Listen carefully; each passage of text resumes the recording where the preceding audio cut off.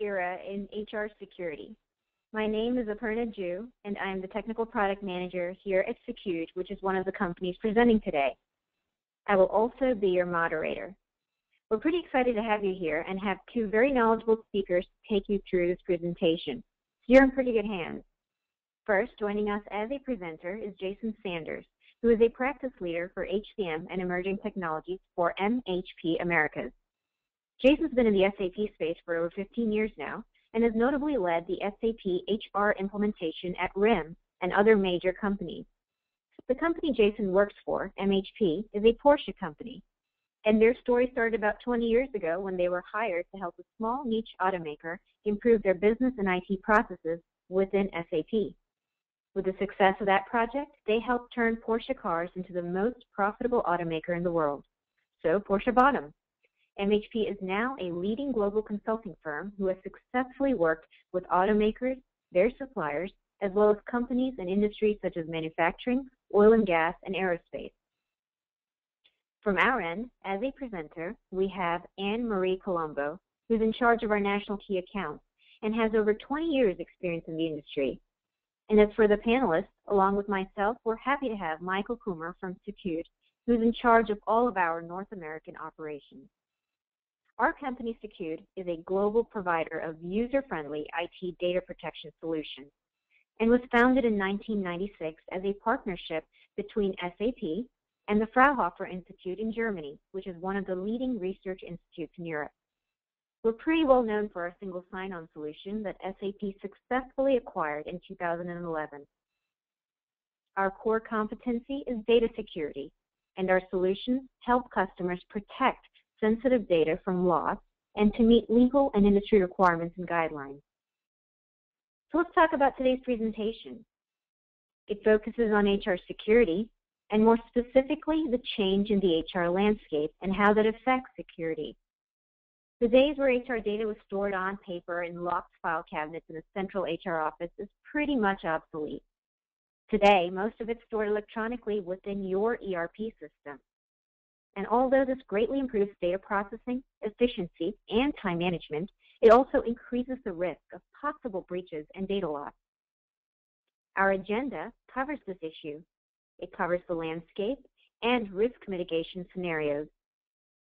We would like to make this presentation as educational and as interactive as possible. So please ask Michael or myself questions via the questions function on webinar. If you look to the right of your webinar screen, you should see a control panel menu that has a questions tab. Please click on that and send in your questions via the chat box and we'll answer them for you. So let's get to it. We appreciate your time today and hope you enjoy the feature presentation. And with that, I'll hand the stage over to Jason. Thank you, Aparna, for that introduction. Welcome, everyone. So let's jump right into it. There are multiple ways to deploy a SAP Human Capital Management solution. One approach is to use a single cloud-based platform for all of your HR processes across core HR, talent management, workforce planning, and analytics. This approach has clear benefits by providing a single platform to manage all workforce-related processes and data without the high cost of infrastructure. If customers choose to go this route, SuccessFactors, an SAP company, has the widest human capital management suite in the cloud today. On the other hand, many organizations across the globe are happy with their functioning, high-performing, on-premise core HR system. There are many reasons from they work very well to support the unique and individualized needs an organization may have. The highest trending approach in the marketplace today is a hybrid approach. Companies have decided to keep some of their on-prem core systems operating, like let's say payroll, while moving other sub-modules to the cloud, like talent management. This allows companies to fully realize the past investments that they've made in their on-prem approach while taking advantage of some of the best-in-class emerging technologies like SuccessFactors. Let's move over and look at what that right mix really means for you. Thousands of organizations throughout the world leverage SAP HCM core HR applications such as employee record keeping, personal administration, organizational management, benefits, and time management deployed as an on-prem solution. Hundreds among them have chosen to use the success factors delivered on demand for their recruiting needs. One reason they leverage this hybrid setup is because they want to minimize disruptions in their respective organizations by keeping their implemented, tried, and tested core HR applications stable while adopting rapid innovations delivered via success factors. The HR technology landscape is still rapidly evolving. Traditional on-prem companies are beginning to move submodules like learning to the cloud, and everyone wants to offer their employees some type of mobile experience, all of which brings more challenges to extending data security beyond just the desktop. Let's discuss some of the risk and regulations that have come up today. So here's a list of some of the very sensitive data stored in SAP. All the data is used and manipulated for varying reasons on a daily basis by HR professionals. Complying with laws governing the handling of sensitive employee information is not new for U.S. employers. HR professionals are typically quite familiar with the requirements imposed by the Fair Credit Reporting Act, as an example, which dictates how background checks must be carried out, by EEO and related laws which ban discrimination against individuals on the basis of race, gender, age, disabilities, etc. And most recently by HIPAA, which restricts how medical information may be handled and used. The need to follow these privacy laws is well established within the HR community. However, many employers and HR staff have been slow to recognize that a significant new category of employment-related policy legislation has recently burst upon the scene. This is called data breach notification laws. At least 22 states and one municipality, New York City to be specific, have followed California's lead by enacting laws requiring businesses to inform individuals of security breaches when they involve personal data, particularly useful in ID theft and financial fraud. Employers need to take data breach legislation as seriously as they do their sensitive data predecessors, namely FCRA, EEO, and HIPAA laws. In today's business and climate changes everywhere, from technology advances to HR compliance demands, and companies like yours must adapt to survive. HR managers are taking steps to minimize HR compliance risks, but they're all wondering, is it enough? And it appears that the HR managers' concerns about compliance are not unfounded. A notable 52% of mid-sized companies report at least one recent incident of an HR-related complaint or charge or even lawsuit. So I see that there are some questions coming in. Aparna, would you mind sharing them? Yeah, no problem. Let's take one over here. And the one I'd like to go ahead and ask would be, how often do people export sensitive HR data from SAP? Oh, good question. I would say that in most companies, this is something that your HR professionals are doing on a daily basis, if not hourly. That's really how they're going about doing their job, is manipulating, moving, and changing that data, that sensitive data. So it's on a continuous basis. Any other questions?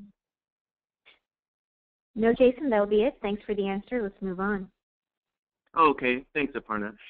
So with that, I will hand it over to Anne-Marie. Thanks, Jason.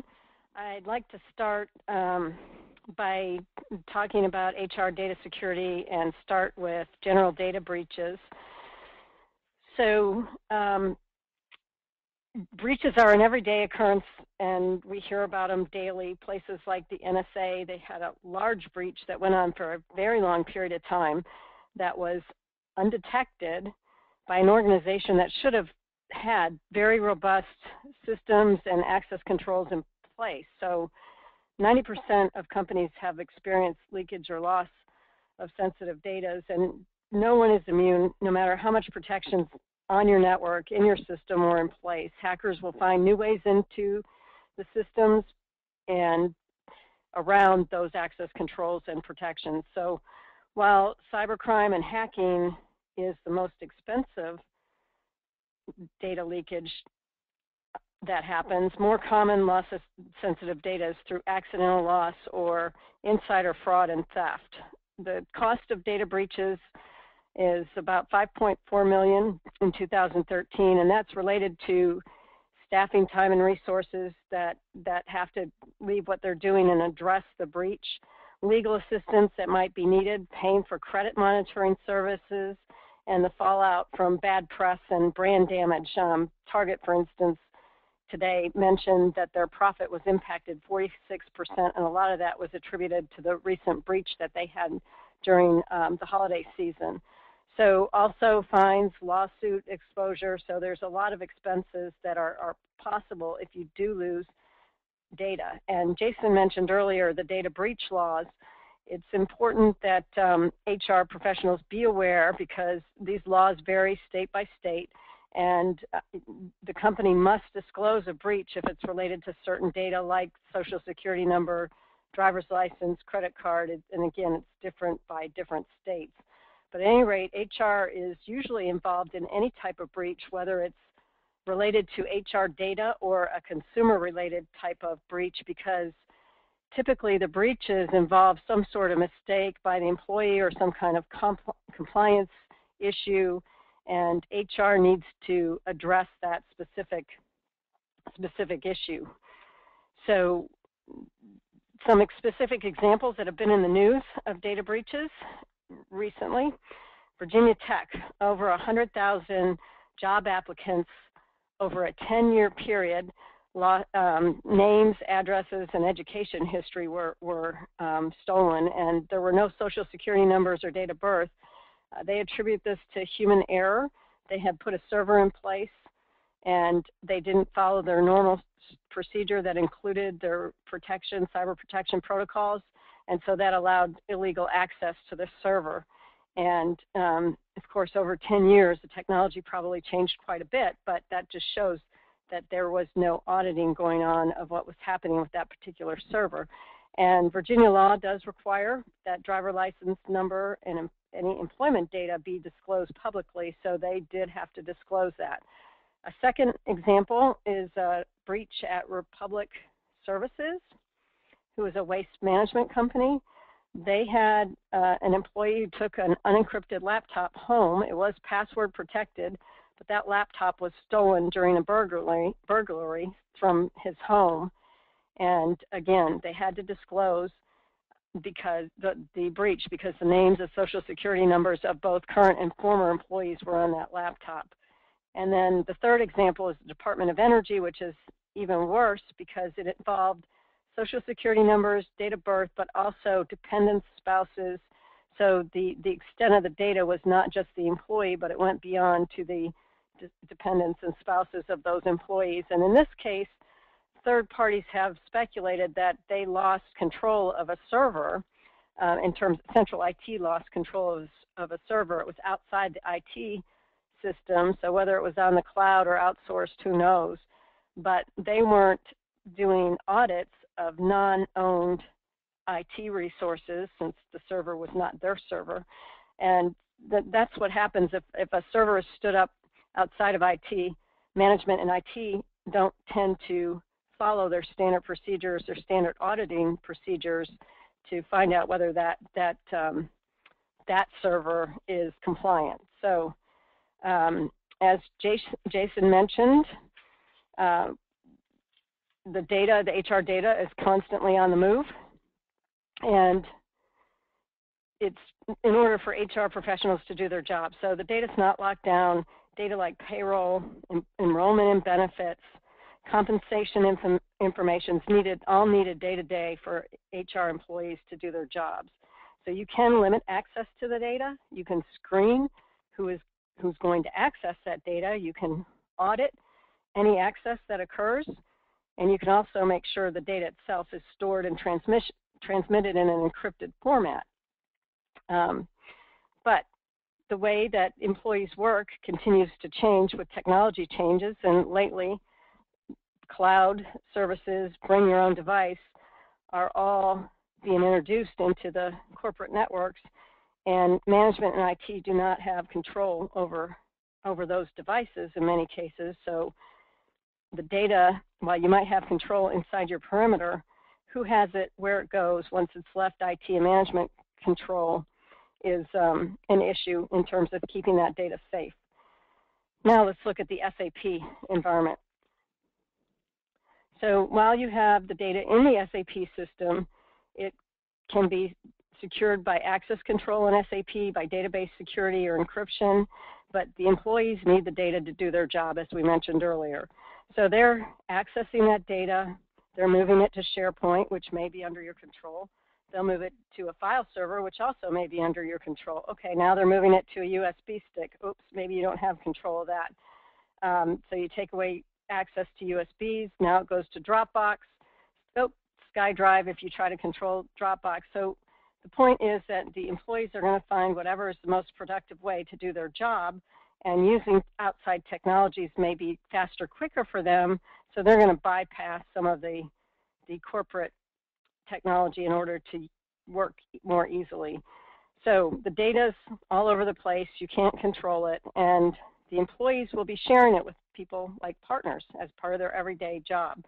And the partners may share that data based on their job, but maybe by accident or maliciously with a competitor. So now what do you do? Let me turn it back over to Jason, and he's going to talk about mitigating risk. Anne-Marie, we have a couple questions that I'm going to go ahead and ask right here before we move to Jason. So one of them is, are you aware of a single source of information, could be a website, article, or group, that summarizes the city, county, state, and country-specific breach laws or privacy sensitivity data requirements?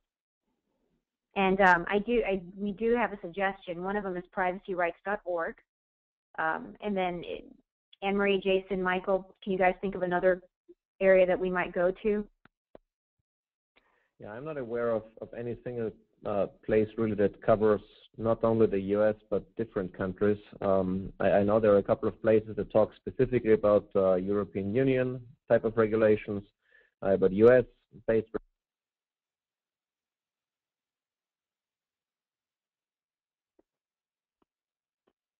Looks like we might have lost Michael here.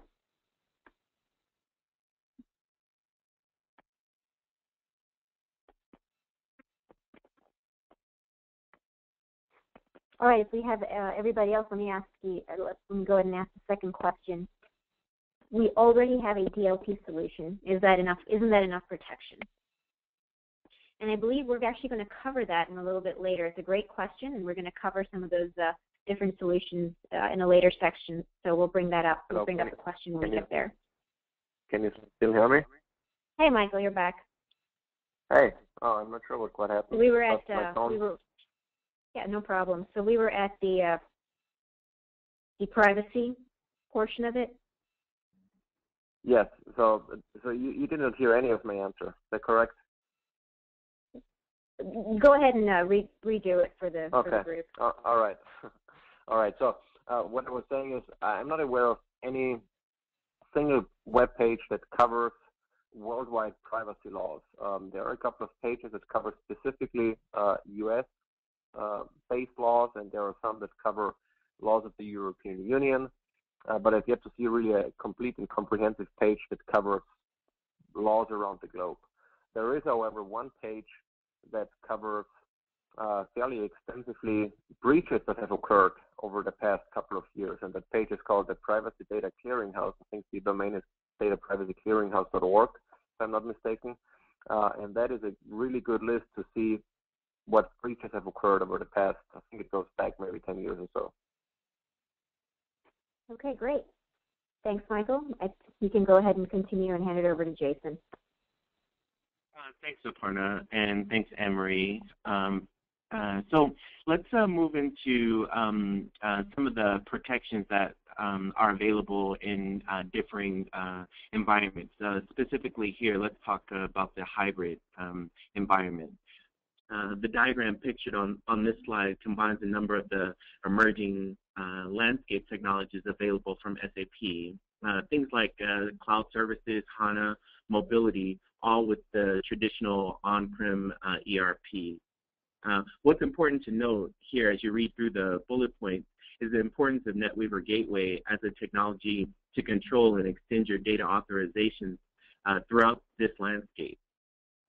But if you're not taking the time to do consistent audits of your roles, or you haven't upgraded to something like SAP's NetWeaver application server ABAP 7.4, which has a feature called read access logging, you might miss something like a analyst who's not authorized to run HR reports, but is using SBatch name authorization to generate a payroll report, and that could be very dangerous. But to go through the bullet points specifically, let's try a scenario. In our scenario, we're going to use this hybrid landscape from the diagram to show a payroll administrator doing their everyday job that needs to seek approval of an off-cycle payroll payment from her manager, and then her manager happens to be traveling. She's going to start this process by gaining access on-premise by establishing a secure tunnel using SAP Cloud Connector. The file is going to gain delegation to central service IDP, enabling single sign-on between multiple cloud applications such as Global Cloud Payroll and FICO on Demand. By doing this through this single sign-on IDP protected environment, you're able to take advantage of a very mature, proven security standard that's integrated with IDP. The system then will take her approval request and enable federated authorizations supported by one of the following methods. Either SAP ID services, which is a out-of-box IDP in the cloud, or by your own corporate networks IDP protocol. Her manager will then consume the data services based on REST APIs or maybe a gateway service like OData from her iPad to review and respond with her approval. Just to make sure we understand, when that manager is sending back their approval is going to go into the reverse of those same security protocols, all again protected to and from that manager. So let's move into how you can make sure you're utilizing all of the protections of your SAP NetWeaver gateway. So in taking some steps, you should make sure you have proper structural authorizations in place across your entire landscape. I would advise everyone to actively conduct audit reviews of roles to make sure that they're up to date. I would also recommend making role reviews a routine throughout the year. You should consider things like checking HCM authorizations in new and existing roles because people change jobs and that may affect their roles. Review P logs in existing roles. These roles may be required for some structures as they are used outside of HR, but old types need to be restricted accordingly. As well as checking PABAP in existing roles because PABAP provides the ability to bypass HR master data authorization checks when you're executing a report. So just a quick review in case I went too fast. You want to make sure you're checking your HR authorizations in new and existing roles. You want to make sure that you're reviewing P logs in existing roles so that you can restrict old types if necessary. You also want to make sure that you've checked your PABAP in existing roles because, as I said, you can go around the built-in HR master data authorization checks when you're running a report. So with all of that, I know it's a lot of technical data. So Aparna, were there any questions by chance? Yes, we have quite a few, and I'm going to pick a couple. So one of them is, what is P-log and O-type? Oh, great question. So I make the assumption if you're not aware of P-log or O-types, you probably are not using structural authorizations in your environment, and that's really a good starting point for us to go through and review updating your environment to make sure that you can take advantage of structural authorization. Okay, great. How Thanks, about Jason. any other questions? Another one is, if you're using SAP IDM for user provisioning, SAP HR is a source for user master data. How is this done with a cloud solution? Great question again, and I may have went over it a little quickly, but something that's built into your SuccessFactors environment is a SAP ID service that's out of box. It's part of the service for IDP for the cloud, so you get it automatically. Awesome. Any other questions? No, let's move on in the interest of time. All right, thank you. So I talked a lot about the ways that you want to make sure your environment on-prem is protected. So I think this would be a great time to maybe move to protecting that outside of your on-prem environment. So, Michael, would you mind talking about what other companies are doing out there to protect their data once it's left SAP? I'll certainly try. Thanks, Jason. I hope my audio stays on. So yes, as Jason mentioned, there's a lot you can do to protect the data while it's inside of SAP, and now the question is, how can you extend all those roles and authorizations to data leaving SAP to make sure it's not vulnerable once it has left the secure boundaries of SAP? And there are certainly a couple of existing technologies that you can use for data protection, and we look at this as a layered approach. Obviously, we think that you should consider doing or implementing solutions in all three layers. But the outer layer, the network, is probably the one of the most well protected. You have most likely firewalls in place to make sure that no one from the outside can access your data on the inside or can get into your network from the outside. You may have a virtual private network set up to securely communicate with users that are on the road or work from home or with partners. The problem with a VPN is it really only protects data in transit, so it protects the communication channel, but once the data has been received by the recipient, it's again as vulnerable as it was before. And DLP, or data leakage prevention, goes certainly a step in the right direction, and it provides two distinct capabilities. One is monitoring, so you can be aware of where your data is going and where it may be blocked, or where it may not go, or who tried to upload it to somewhere where the person isn't allowed to. It has prevention capabilities. Now, the monitoring capability is quite good. It gives you a really good overview of where data is going. The prevention capability, not so much, because DLP doesn't really know a lot about the context of the data, where it came from exactly, what the user's intentions were, and so on and so forth. So it can really only, block certain requests, or it can block a user or prevent the user from storing a certain file in a certain folder on a file server. but it's really a hassle, and it leads to a lot of user frustration, because let's assume a user wants to store a financial document somewhere on the file server, so sales can have access to it, for example, and the DLP solution says, no, sorry, you can't do that. It may delete or quarantine the file, and the IT admin may get a notification email, the user may get a notification email, and it's a lot of hassle to kind of, figure out, either add an exception or point the user in a different direction, to jump through hoops to get the data from one department to the other, as an example.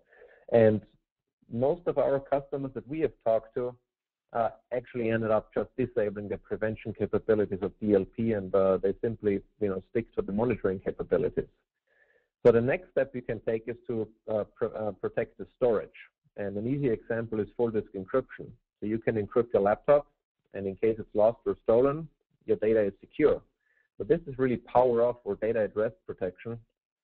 And that means that once the laptop is up and running, or the server for that matter, or desktop, all the data is really vulnerable again. So my computer, for example, has FCE on the drive. So everything is encrypted while the computer is off.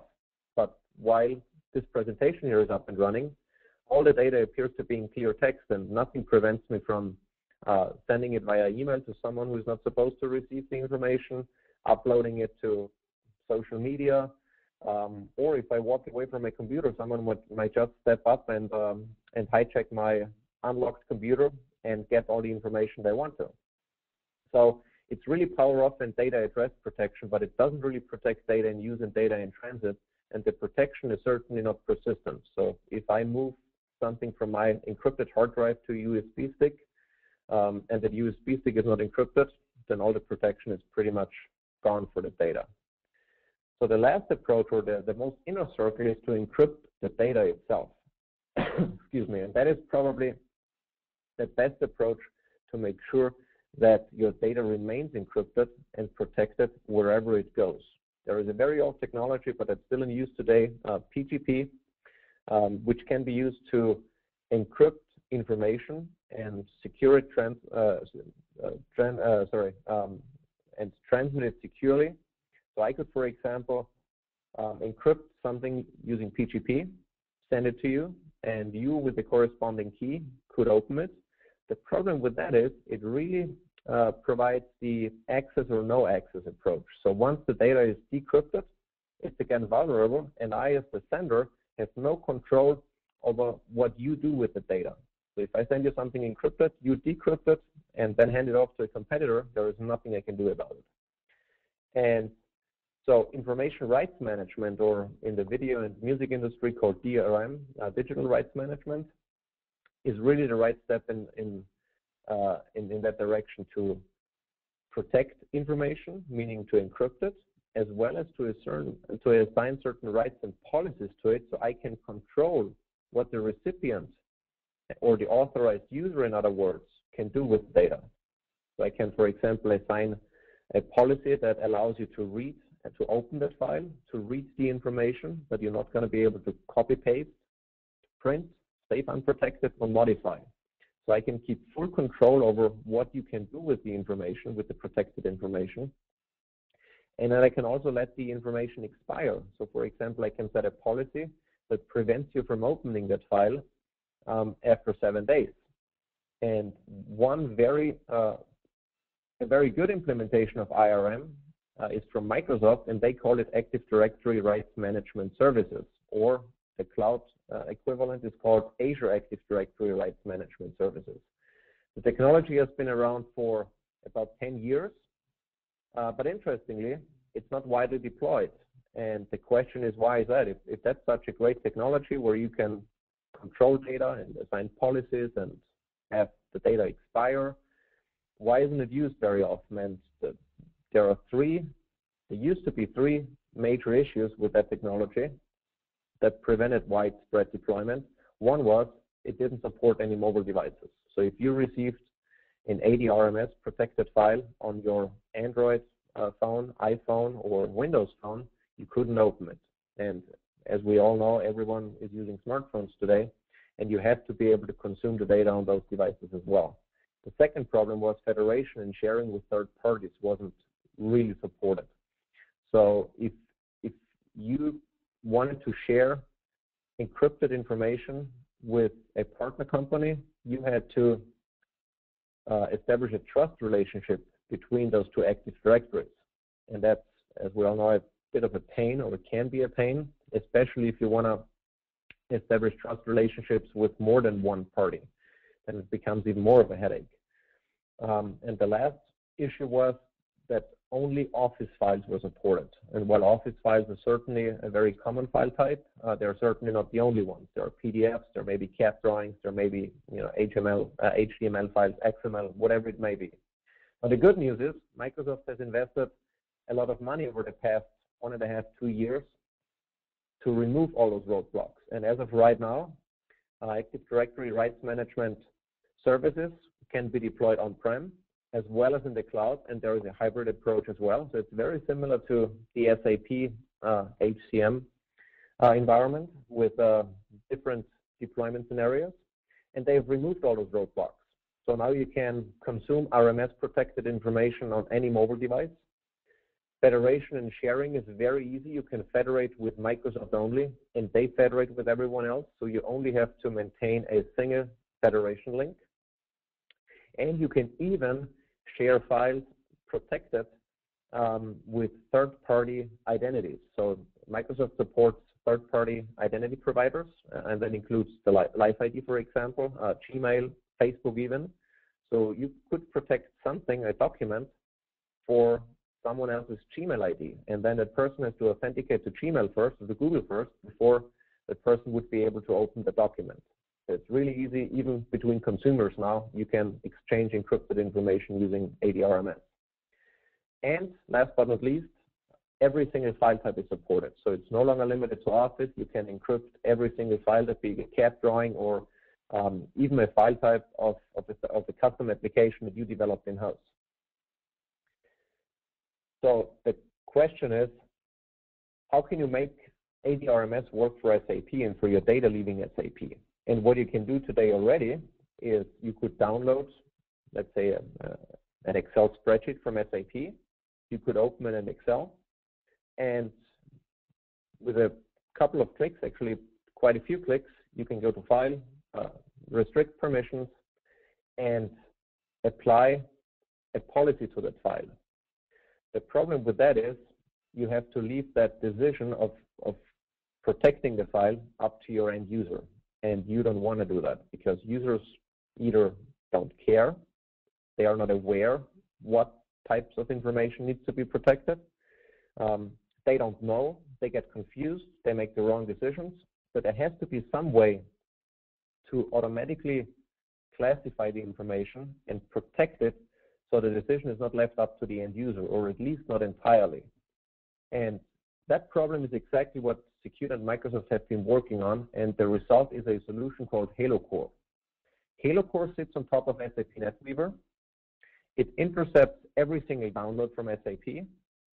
It classifies the information based on the transactional context, and that includes attributes such as the username, roles and authorizations, the type of data being downloaded, the transaction and T-code, and a bunch of other information that helps HaloCore to make a classification decision, and then either completely automatically protect the information using ADRMS, or to tell the user how the information should be protected. And then it would be very easy for the user to just click yes, protected. And so let me give you an example. An HR user logging into the HR system, downloading HR information. Just based on that very limited information, HaloCore could make the decision to automatically protect the information so that only HR personnel has access to the data, but nobody else. If the information downloaded, however, is not very sensitive, HaloCore could apply a company internal read-only policy so that everyone within the company can read the information, not modify it, but nobody else outside of the company. And so it's either completely transparent or almost transparent for the end user. And Aparna is going to show you a quick demo on how that can look like with an HR, in an HR type of scenario, with a user downloading payroll-related information. All right, thanks, Michael. I think what we're going to do first is take a couple questions because we had quite a few come in.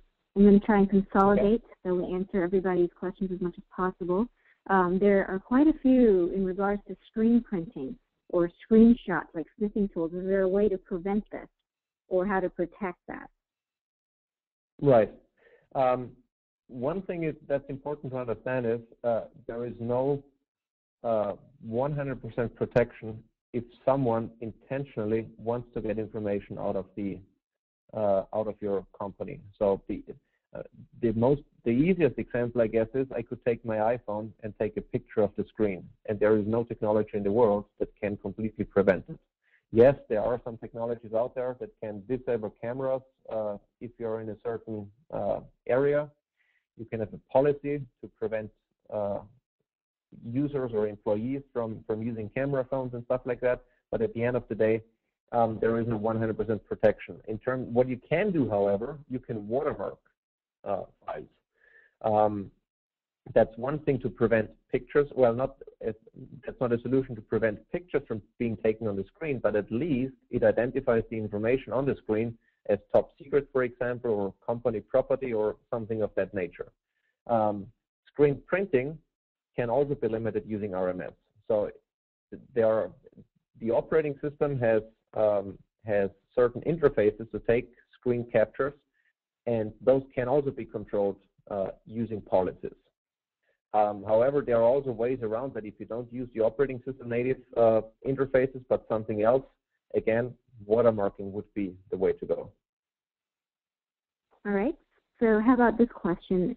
Can I access the documents if I'm offline? Yes, that's a good question. And the answer is yes, you can. There is a caching period that you can configure. So the way it works is for the very first time you try to open an RMS protected document, you have to authenticate to the RMS server. And typically in a Windows session that happens in the background using a current Windows login, but for the first time it requires network connectivity.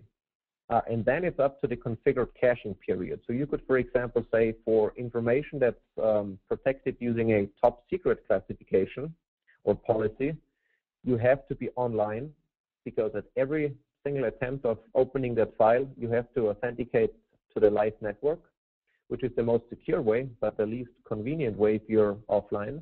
Or you can set up a caching period for information that's not quite that sensitive, so that within a period of X number of hours, days, weeks, or months, you can access the document offline using cached credentials. All right, and we have time for one more before the demo, and it's can it protect VIVX report? It will be able, yeah. Very good question. It will be able to. Right now, Halo Core protects information that gets extracted via SAP GUI for Windows, Java, or HTML.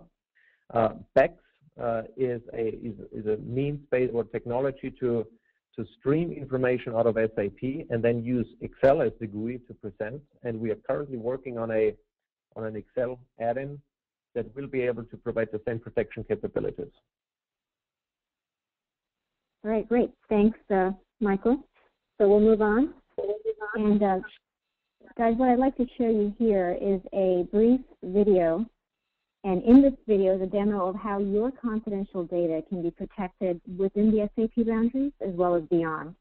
And this would be the file-based protection method in that layered model that Michael earlier talked about. Just a little bit of background. What you're looking at is John Miller's front end. And John Miller is a logistics guy, say, at ABC Company. He's logged on to his front end.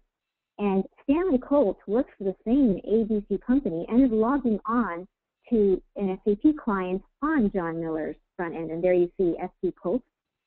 Now, Stanley Colt, the HR guy, is then going to go ahead and run a standard personnel report off of SAP. And he's got his variant stored, so he's running his regular report in personnel area 3000 that he set up. And As with most HR information, everything in this report is pretty confidential. You'll see sensitive pay structure information, date of birth information, nationality. You even see the number of children within this personnel report. So it's quite sensitive. And what Stanley Colt is then going to do is take this report and save it to his front end, which is, in this case, John Miller's front end. So he's going to save it in an Excel format, a spreadsheet, which is what we mostly do with a lot of the SAP information that we want to play around with. Up to now, what you're seeing here, guys, is completely standard SAP process of viewing a file and looking at it and trying to save it to your front end so that you can modify it or create reports.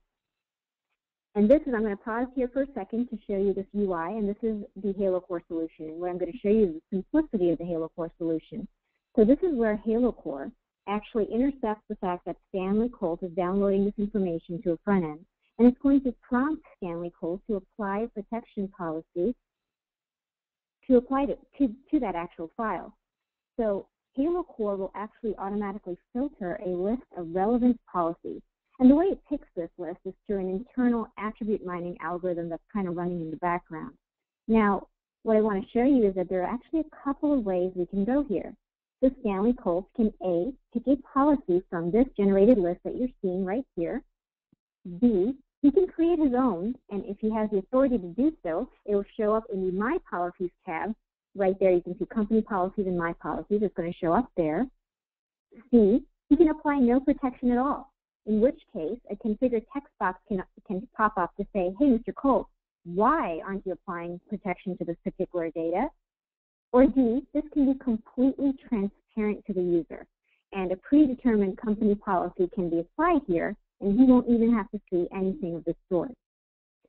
So we'll resume play at this point to show you that Stanley Colt will go ahead and pick internal read-only policy to apply here. Let's resume the playback. There you go. So internal read-only, and it downloads an encrypted file to the front end of John Miller. John Miller is then able to open up this file. And we're showing you over here that this is indeed John Miller's front end. John Miller, the logistics guy. And what I'd like to show you on is point your attention to the yellow bar on top of the file, which says internal read only. So we're going to view the permissions. And what you can see is because Stanley Colt applied an internal read-only policy, John Miller, the logistics guy at the same company, ABC Company, can now view this file.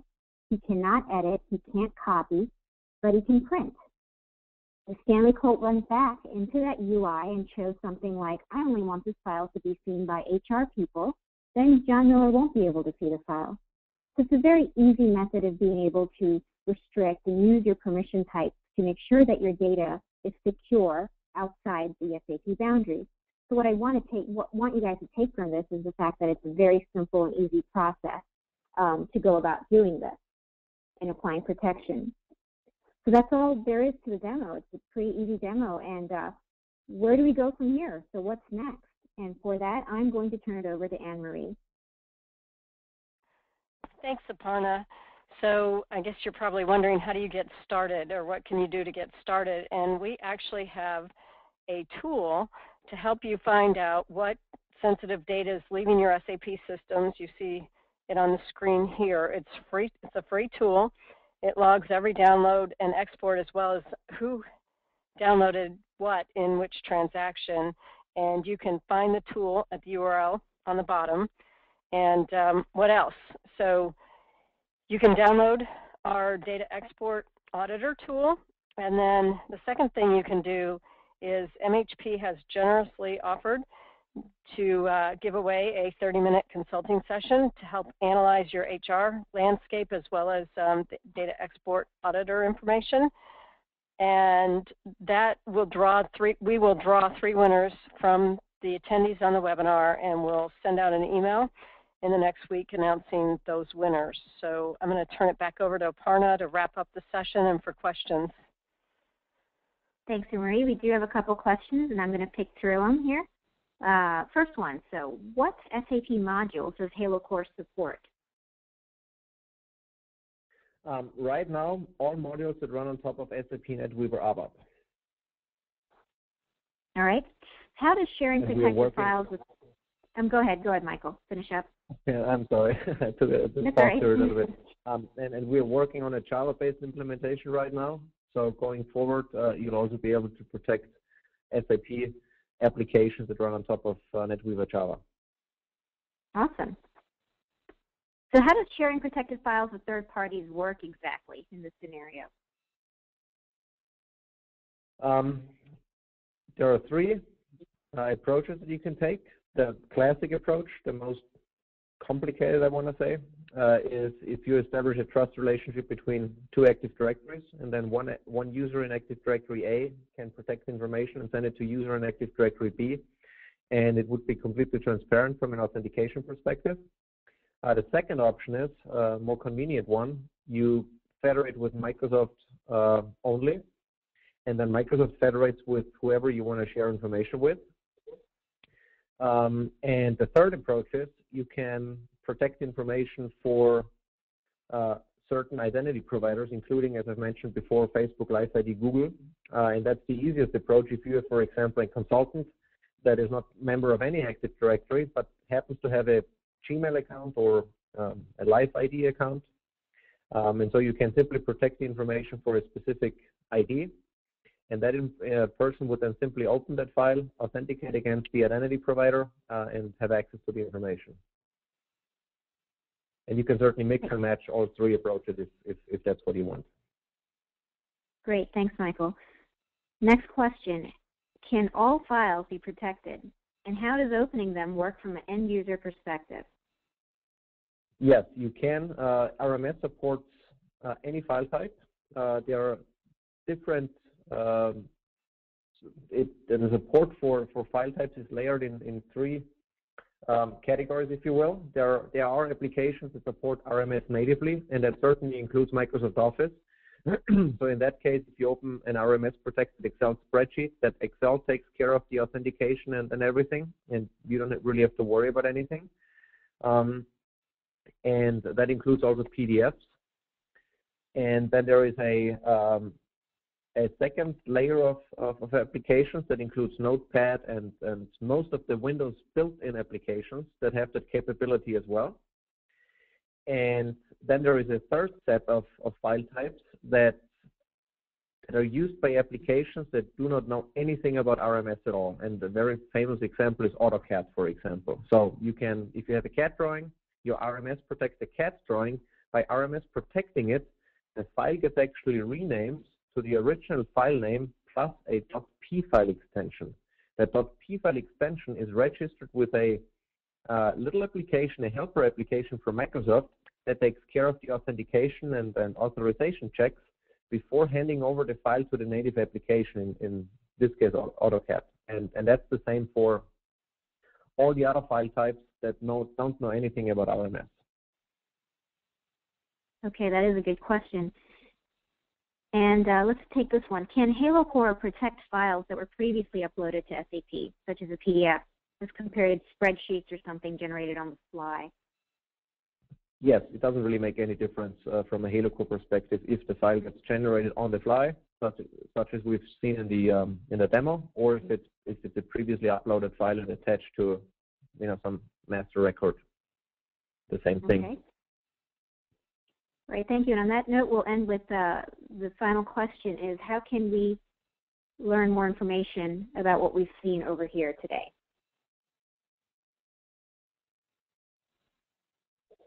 And I'll let Anne-Marie take that one.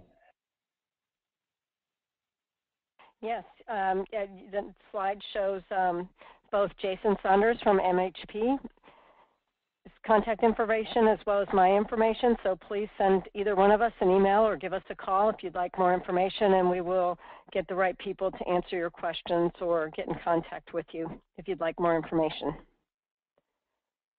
All right, folks, that's our time limit for today. So on behalf of MHP and SECUDE, as well as our team of speakers and panelists, thank you so much for joining us and taking the time to view our presentation. Once again, my name is Aparna Jew, and have a great day.